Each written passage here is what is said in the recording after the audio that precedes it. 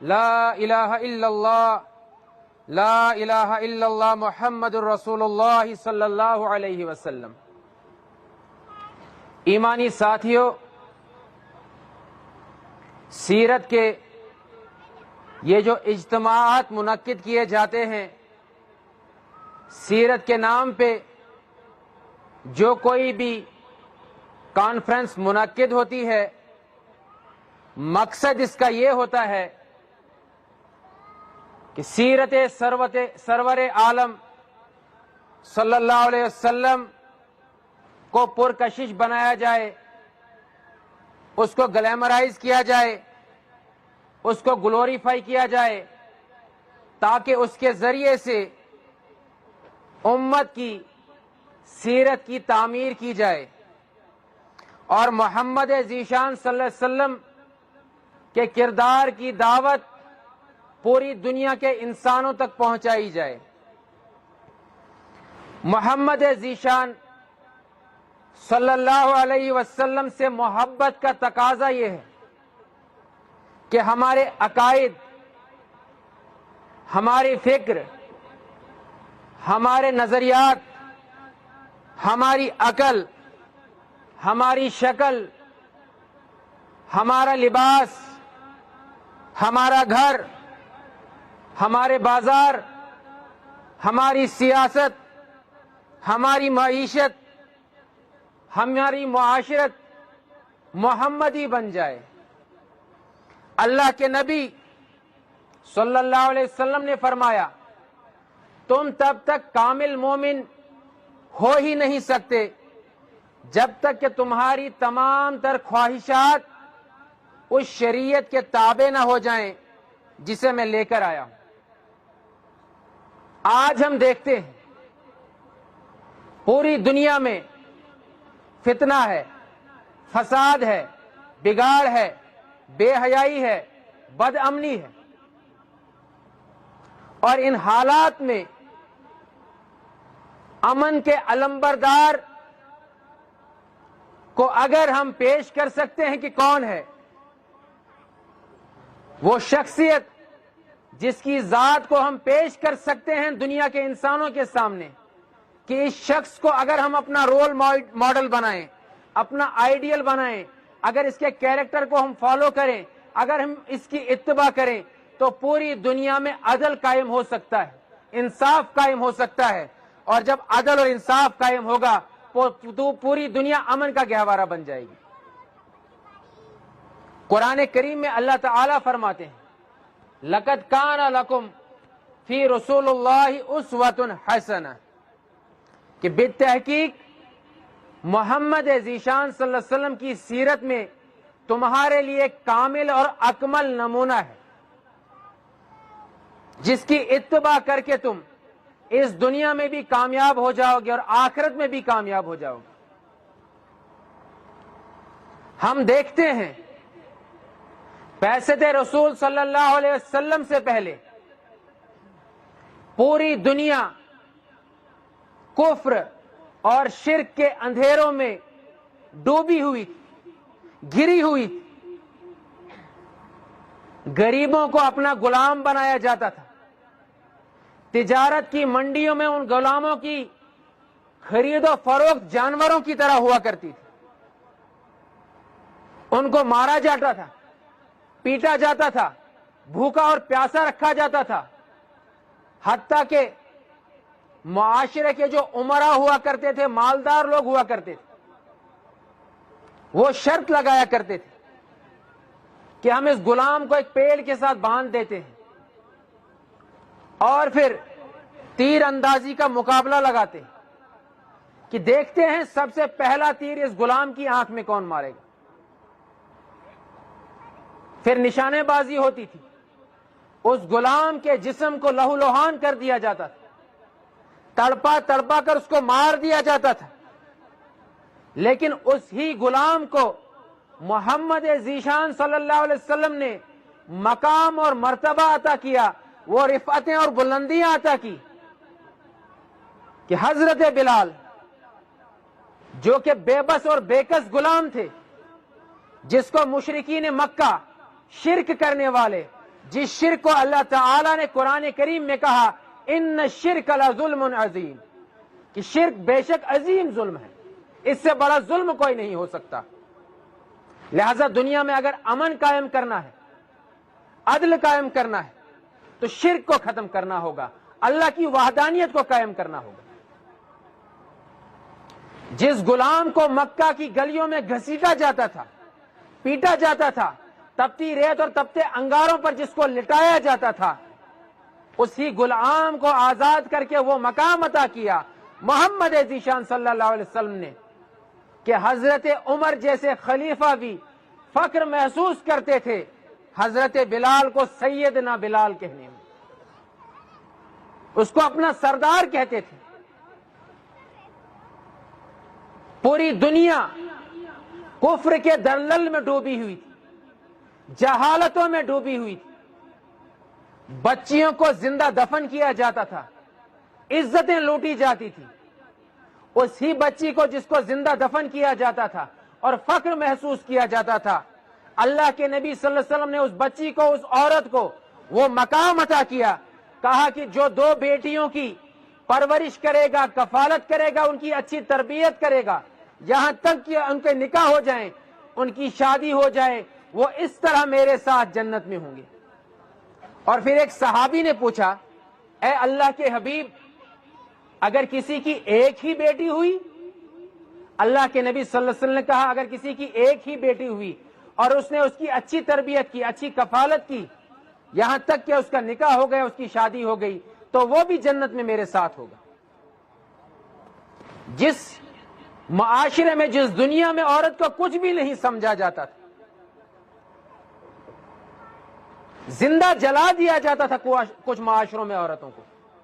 اسی عورت کے لیے اللہ کے نبی صلی اللہ علیہ وسلم نے کہا جب یہ عورت تمہاری ماں بن جائے تو اس کے قدموں میں تمہارے لیے اللہ تعالیٰ نے جنت رکھ دی۔ وہ عظمت عطا کی اللہ کے نبی صلی اللہ علیہ وسلم نے عورت کو۔ اللہ کے نبی صلی اللہ علیہ وسلم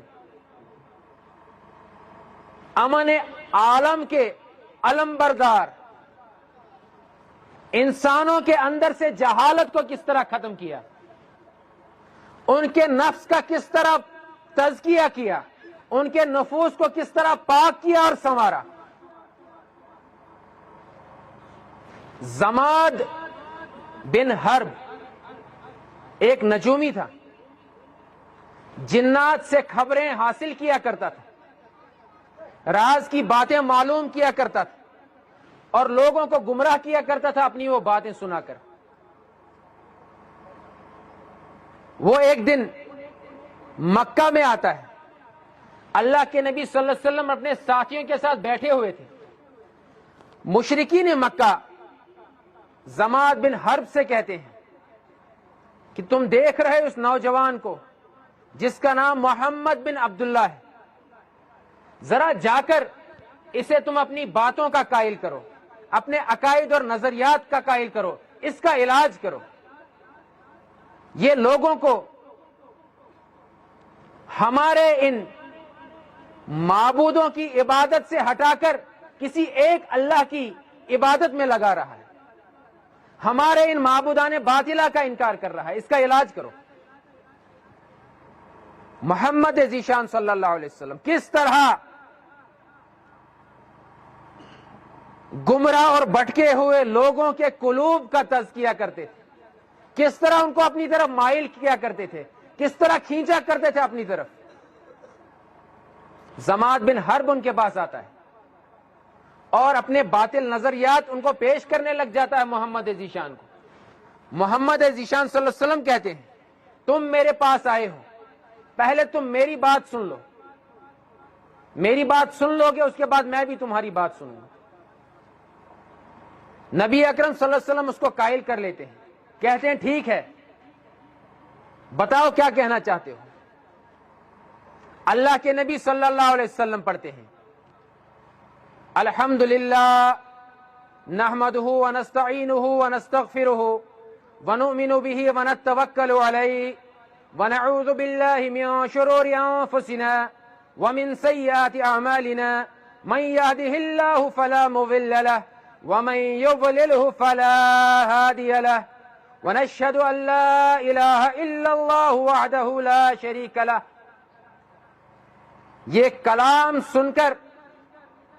رکت طاری ہو جاتی ہے ضماد بن حرب کے دل پہ، اور وہ اللہ کے نبی صلی اللہ علیہ وسلم سے کہتے ہیں ایک بار پھر مجھے ایک کلام سنائیے. نبی اکرم صلی اللہ علیہ وسلم کو پھر پڑھ کر سناتے ہیں. ضماد بن حرب کہتا ہے ایک بار پھر پڑھ کر سنائیے. تیسری مرتبہ اللہ کے نبی صلی اللہ علیہ وسلم ضماد بن حرب کو یہ کلام پڑھ کر سناتے ہیں، اور اس کے بعد ضماد بن حرب کہتا ہے اے محمد صلی اللہ علیہ وسلم اپنا مبارک ہاتھ آگے کیجیے. نبی اکرم صلی اللہ علیہ وسلم اپنا مبارک ہاتھ آگے کرتے ہیں. ضماد بن حرب اپنا ہاتھ آگے بڑھا کر محمد ذیشان صلی اللہ علیہ وسلم کے ساتھ بیعت کرتا ہے اور کہتا ہے میں اپنا آپ کو سونپ رہا ہوں، آپ کا غلام بن رہا ہوں. وہ شخص جو لوگوں کو گمراہی کی، کفر و شرک کی دعوت دیا کرتا تھا، محمد ذیشان صلی اللہ علیہ وسلم کی مبارک زبان سے اللہ تعالیٰ کی تعریف سن کے، اللہ تعالیٰ کی وحدانیت کا شیریں بیان سن کے ایمان لے آتا ہے اور داعی اسلام بن جاتا ہے. جو گمراہی کی دعوت دینے والا تھا وہ ہدایت کی دعوت دینے والا بن جاتا ہے.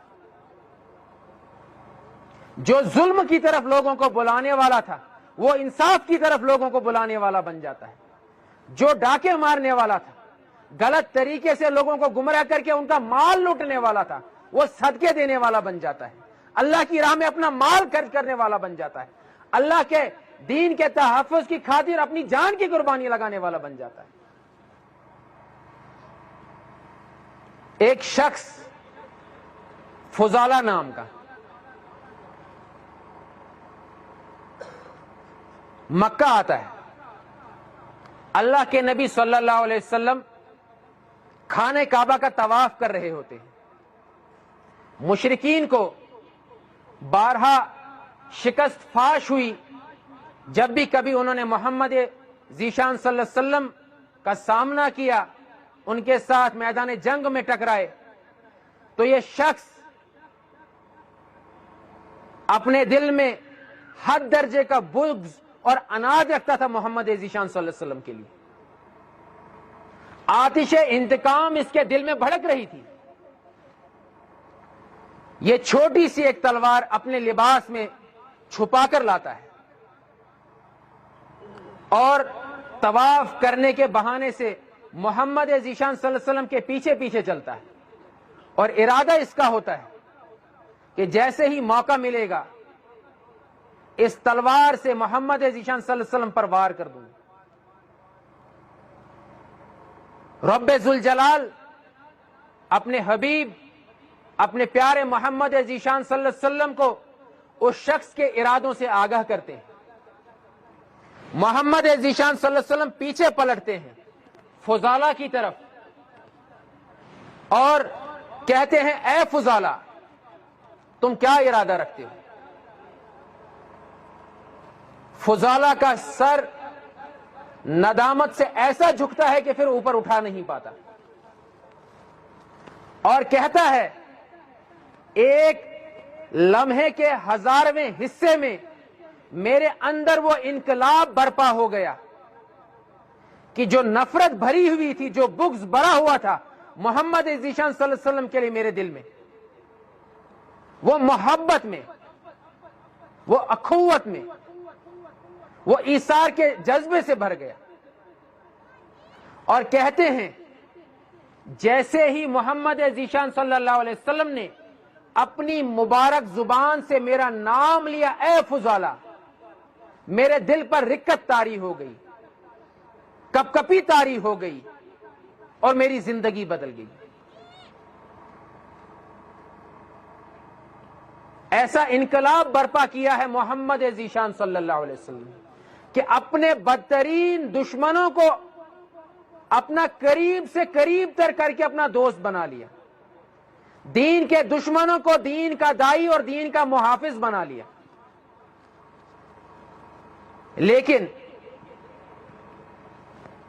المیہ یہ ہے، افسوس یہ ہے کہ سیرت کے بیانات سن کر، سیرت کے اجتماعات میں بار بار محمد ذیشان صلی اللہ علیہ وسلم کی سیرت کو سن کر ہم نے اپنے کان تو پکا لیے ہیں، لیکن محمد ذیشان صلی اللہ علیہ وسلم کی سیرت پر عمل کرنے کے لیے ہم تیار نہیں۔ محمد ذیشان صلی اللہ علیہ وسلم کے دعوت کے مشن کی آبیاری کرنے کے لیے ہم تیار نہیں۔ دنیا کے انسانوں کے لیے رحمت بننے کے لیے ہم تیار نہیں۔ دنیا کے انسانوں کے لیے رحمت بننا تو دور کی بات، آج مادہ پرستی، آج حسد، کینہ، بغض، عداوت ہمارے دلوں میں اس قدر اندر دلوں میں رچ بس گئی اور گھر کر گئی ہے کہ اپنے سگے بھائی کے ساتھ پیڑ کی ایک ٹہنی کے لیے میں لڑ پڑتا ہوں، آدھے اور 1 انچ کی زمین کے لیے اپنے بھائی کا میں سر پھاڑنے لگ جاتا ہوں، اپنے بھائی کا اپنی زمین کے لیے میں قتل کرنے والا بن گیا ہوں۔ محمد ذیشان صلی اللہ علیہ وسلم نے ہجرت کے بعد جب مدینہ میں اخوت قائم کی تو جو انصاری صحابی تھے، آدھی آدھی زمینیں، آدھے آدھے باغات، آدھے آدھے مکانات انہوں نے ہجرت کرنے والے صحابہ کے نام کر دیے، مال و دولت لٹانے والے بن گئے، اور آج ہم لوٹنے والے بن گئے۔ وجہ یہ ہے کہ ہمارے دل بہت سخت ہو گئے، ہمارے دلوں پر رکت طاری ہوتی ہی نہیں محمد ذیشان صلی اللہ علیہ وسلم کا نام سن کر، ہماری آنکھوں سے آنسو برستے ہی نہیں۔ حضرت بلال کو جب ایک مرتبہ محمد ذیشان صلی اللہ علیہ وسلم کی زیارت ہوتی ہے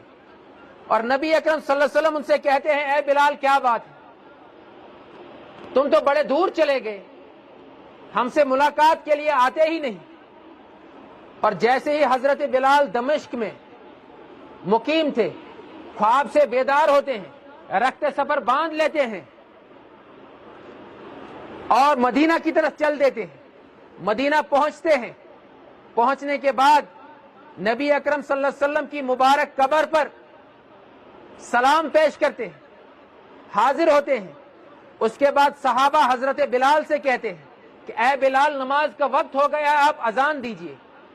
حضرت بلال کہتے ہیں میرے بس کی بات نہیں، جب سے اس دنیا سے محمد ذیشان صلی اللہ علیہ وسلم نے پردہ فرما لیا ہے اس کے بعد میرے بس میں ہے ہی نہیں اذان دینا، کیونکہ پہلے جب میں اذان دیتا تھا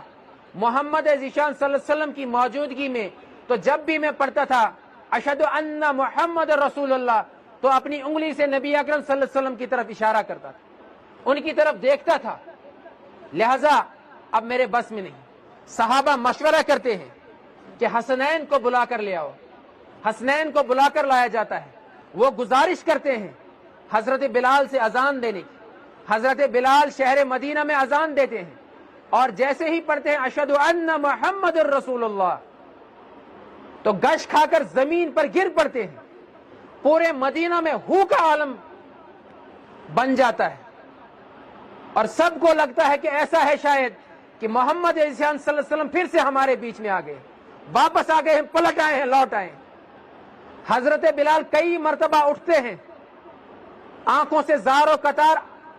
آنسو بہ رہے ہوتے ہیں، جیسے ہی پڑھتے ہیں اشہد ان محمد رسول اللہ، گش کھا کر زمین پر گر پڑتے اور بے ہوش ہو جاتے ہیں۔ آج ہمارے دلوں میں عظمت ہی نہیں محمد ذیشان صلی اللہ علیہ وسلم کی، اس محبت سے ہم ان کا نام ہی نہیں لیتے، تو دلوں میں تبدیلی کہاں سے آئے گی؟ اور محمد ذیشان صلی اللہ علیہ وسلم نے اپنے صحابہ کی کیسی تربیت کی، اور ان کے صحابہ نے اپنے شاگردوں کی، تابعین کی، تبع تابعین کی کیسی تربیت کی، اور کس طرح پوری دنیا میں انہوں نے عدل، انصاف اور امن قائم کیا، اس کی ایک جیتی جاگتی مثال ہمارے سامنے۔ اسپین دنیا کے نقشے پہ ابھی بھی ایک ملک موجود ہے، عیسائیوں کا ملک۔ اس ملک میں رہنے والی ایک بچی اپنے والد سے، اپنے ابا سے ملک کے بادشاہ کی شکایت کرتی ہے کہ اس نے میری عزت پر ہاتھ ڈالا ہے۔ یہاں پر کسی بھی بچی کی عزت محفوظ ہی نہیں، اس کو تحفظ ہی نہیں۔ درندوں کی طرح ان کی عزتوں کو نوچا جاتا ہے، ان کی عزتوں کو لوٹا جاتا ہے، بڑا ظلم ہوتا ہے ہم پر۔ تو اس کا والد کہتا ہے ہم کر بھی کیا سکتے ہیں، کس سے فریاد کریں، کس کو سنائیں؟ وہ بیٹی اپنے باپ سے کہتی ہے کہ محمد عربی صلی اللہ علیہ وسلم کا ایک غلام، ان کا ایک جانثار، ان کے دین کا ایک محافظ جس کا نام موسیٰ بن نصیر ہے، وہ اس وقت افریقہ کو فتح کر رہا ہے۔ اس نے افریقہ میں عدل کا اور انصاف کا، امن و امان کا نظام قائم کیا ہے۔ اے کاش میرے ابا میری یہ فریاد آپ موسیٰ بن نصیر تک پہنچائیں۔ اس کے والد اپنی بیٹی کا وہ پیغام کسی طرح موسیٰ بن نصیر تک پہنچاتے ہیں۔ ہمارے سامنے اس وقت امت کا مستقبل بیٹھا ہے۔ اکثر بچے جو یہاں ہمارے سامنے بیٹھے ہیں، آنے والے 10 سالوں میں ان کی بھی عمریں 17 18 سال کی ہو جائیں گی۔ اللہ سے دعا ہے کہ یہاں پر جتنے بھی یہ معصوم، یہ نونہال، یہ امت کا مستقبل بچے ہمارے سامنے ہیں، یہ آنے والے 10-15 سالوں میں دین کے داعی بن جائیں، دین کے محافظ بن جائیں، دنیا کو امن اور عدل والا نظام دینے والے بن جائیں، دنیا کو دین اسلام کی طرف بنانے والے بن جائیں، پوری دنیا کے انسانوں کے لیے رحمت کا پیغام بن جائیں، رحمت کا پیکر بن جائیں۔ موسیٰ بن نصیر اپنے ایک ساتھی، اپنے ایک سپاہی طارق ابن زیاد، جس کی عمر صرف 17 سال تھی، اس کو کہتا ہے تم یہ لشکر لے کر جاؤ اور فوراً اسپین پہنچو۔ وہاں کے لوگ، خصوصاً وہاں کی عورتیں، وہ ظلم و جبر کا شکار ہیں، ان کی عزتیں محفوظ نہیں، ان کا مال محفوظ نہیں، ان کا گھر محفوظ نہیں۔ طارق ابن زیاد لشکر لے کر نکلتا ہے اسپین کی طرف۔ دوران سفر کشتی میں اس کو نیند آ جاتی ہے۔ محمد ذیشان صلی اللہ علیہ وسلم کی زیارت ان کو خواب میں ہوتی ہے، اور محمد ذیشان صلی اللہ علیہ وسلم ان کو بشارت دیتے ہیں، اے طارق ابن زیاد جلدی کرو، میں اور میرے صحابہ اسپین میں تمہارا انتظار کر رہے ہیں۔ یہ بشارت تھی طارق ابن زیاد کے لیے کہ تم پہنچ جاؤ، اسپین کی فتح تمہیں مبارک۔ اور طارق ابن زیاد اسپین پہنچتے ہیں، بندرگاہ پر پہنچ کر کشتیوں کو آگ لگا دیتے ہیں اور اپنے ساتھیوں سے کہتے ہیں یہاں سے واپسی کے تمام تر راستے میں نے جلا دیے، اب یا تو ہم یہاں پر عدل و انصاف قائم کریں گے، یہاں سے ظلم کو ختم کریں گے، یا اپنی جانیں دے دیں گے، لیکن ظلم کے ساتھ کسی قسم کا کوئی کمپرومائز نہیں کریں گے، نہ ظلم کے سامنے اپنی گردنیں جھکائیں گے۔ آج ضرورت اس بات کی کہ ہم سیرت کا زیادہ سے زیادہ مطالعہ کریں، لیکن محمد ذیشان صلی اللہ علیہ وسلم کے ساتھ ان اجتماعات میں جو ہم